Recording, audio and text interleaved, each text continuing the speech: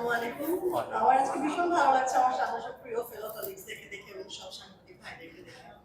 সর্বপ্রথমে বলতে চাই যে টাইলক্সকে ধন্যবাদ এত চমৎকার একটা উদ্যোগ নেওয়ার জন্য এবং আমি যেটা বলবো যে ওয়ার্ল্ড আর আমরা অনেক প্রোগ্রেসিভ আমরা মনে করি এখনো পর্যন্ত around the world 4.2 billion people এখনো পর্যন্ত প্রপার হাইজেনিক টয়লেট থেকে বঞ্চিত।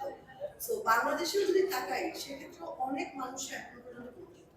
সো আমরা দেখি ইউজুয়ালি দেখা যায় গভর্নমেন্ট হোক বা WHO হোক তারা ইউজুয়ালি এই টাইপের ইনিশিয়েটিভ গুলো নেয় যে সুবিধা বঞ্চিত বা দুস্থ মানুষদের পাশে দাঁড়ানোর জন্য। কিন্তু যখন কোনো কর্পোরেট বা কোনো ইন্ডিভিজুয়াল মানুষ হোক বা সেটা কোনো কোম্পানি হোক পার্সোনাল ভাবে যখন তারা আসলে কাজে লাগে তখন মনে এরকম একজন একজন করে সবাই যদি টাইলক্সের মতো করে চিন্তা করা শুরু করে তখন আমাদের এনভায়রনমেন্ট আমরা খুব সহজে আসলে পরিবর্তন করতে পারবো।